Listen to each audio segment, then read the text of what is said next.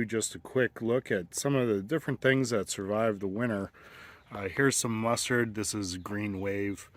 I'm going and collecting some greens for dinner tonight.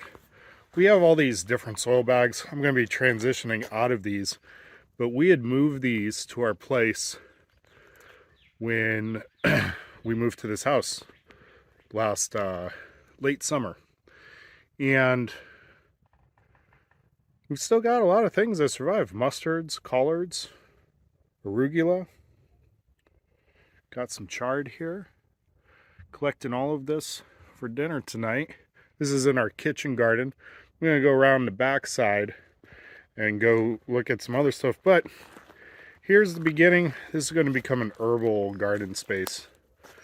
And we got some sage that survived, a parsley right there. Got various lemon thyme over here. This is a bunch of garlic chive that I divided right before winter. Maybe not the best time to do it, but it looks like it's coming back.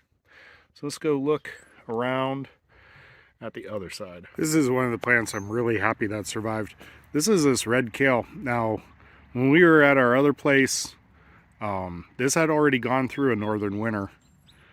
Here we're about 6B zone wise. Feels colder than that when it's negative 19 degrees wind chill, though, I'll tell you what. But this has survived 2 years now. So this year I'm going to take cuttings from this, since it's proven that it has been able to survive. And here it is in the crazy soil bag. I brought it over from the other place in last summer. We're going to take this and we're going to take cuttings of it. We're going to root those.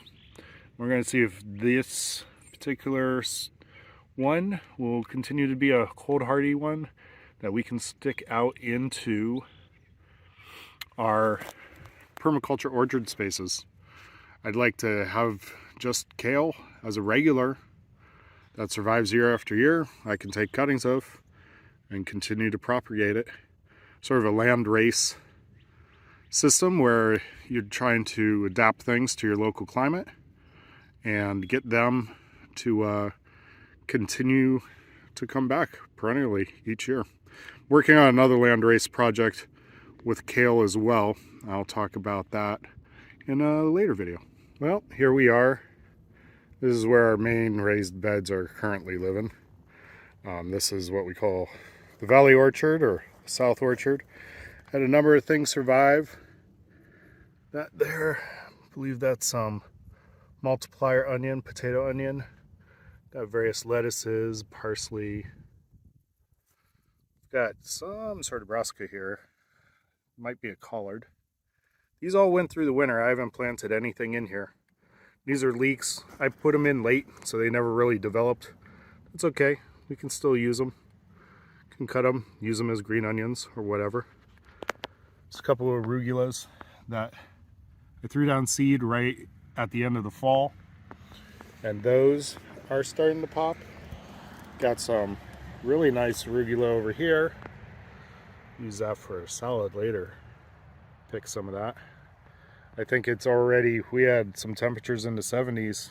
It's already starting to stimulate it with flower head there, so might not have the arugula around for much longer. This is all new.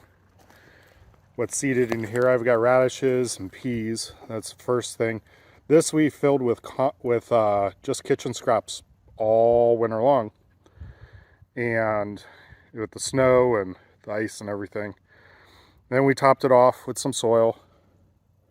We're just going to let that compost in place and rot down. We'll plant in things that aren't real heavy nitrogen feeders and see how it goes. It's an experiment for us. I used to compost the place a lot using raised bins and soil bags back when we lived in apartments and rental houses and things. It worked really well to build the soil. So we're going to try the same thing with our raised beds. I think we'll pick one each year. And the amount of winter waste in 1 year kind of fills the bed. You see how this one's dropped in level? Well, we'll fill it up and then we'll cover it with soil probably from another bed. But we had a bunch of spinaches here. These all went through the winter. Got some lettuces. They're a little dinged up, but I think they'll head up and we can use those. More spinach. Got a little cluster of lettuce over there. And this here, this is perpetual chard. So I'm glad to see that this survived. That makes me think that I can go and start growing more patches of this perpetual chard, or sometimes called perpetual spinach. And we can use that as another continuous food crop. So yeah, very pleased with what survived. It's amazing.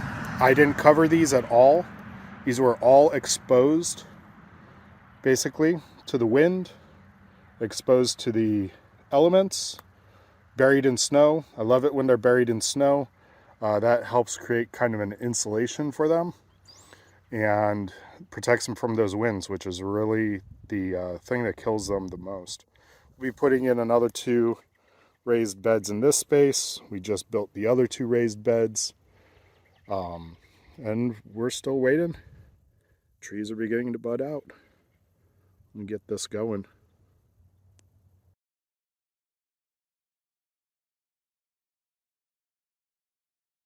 Here we are in our mushroom garden today. And we just brought out a bunch of the shiitake logs. These are all in sugar maple that had big limb that had blown down from a giant sugar maple in the back. So we decided to use them up. We've still got some more to fill with shiitake mushroom spawn. Here is a whole nother patch that we moved out here. Lean these up around the north side of the tree and get the most shade. And here we have some red maple totems. So we made those out of a red maple we had to cut down, an old one by the house. Well, we'll see. Might take a year, might take 2 years. These are old shiitakes here. This is in sycamore. We did these last year, moved them out to the farm, and we'll see if we get a yield off these this year. I'm hoping so. On top of that, we've got our oyster mushrooms. These are all oyster mushroom totems. There you can see a little guy starting to pop out right there. So, looking forward to more yields with these. We've already gotten some. Let's see what happens.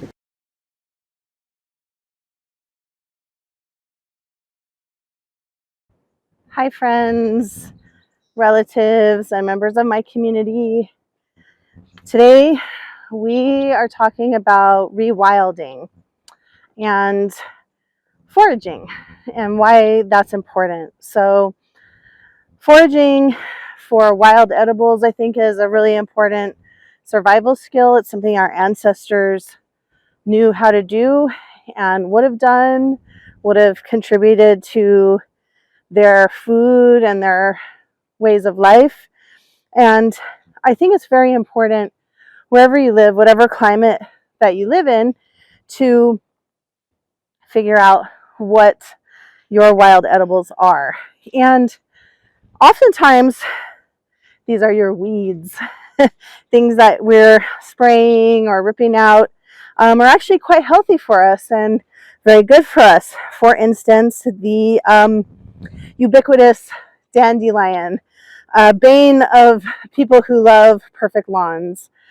Dandelions are often one of the first wild edibles to spring to life with their flowers.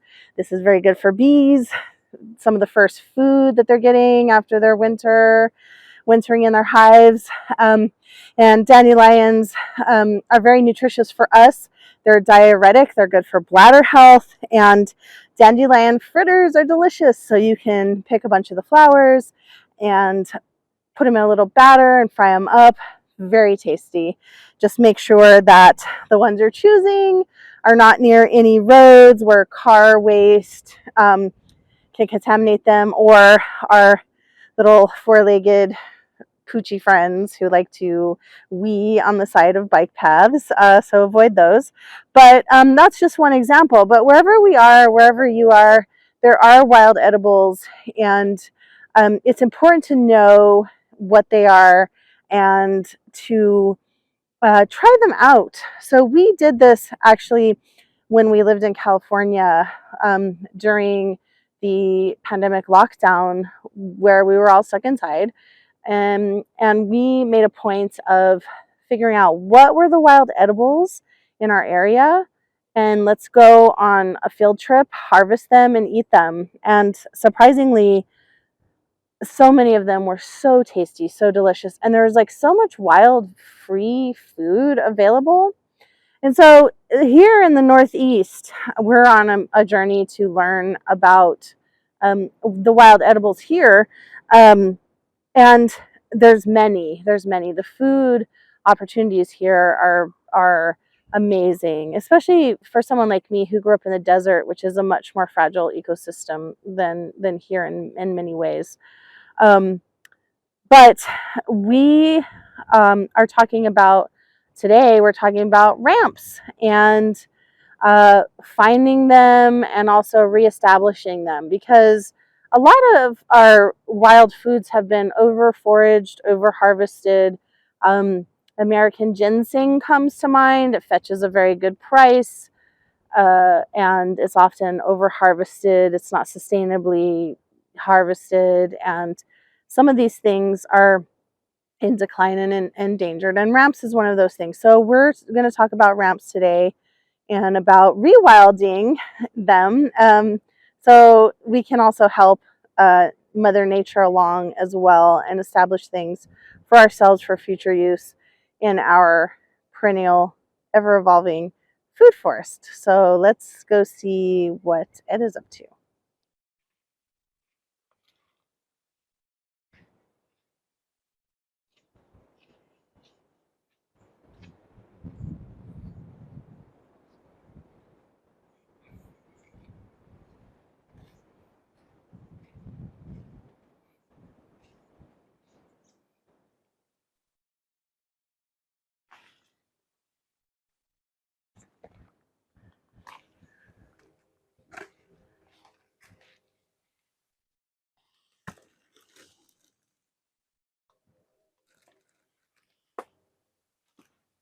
Hey, Maya.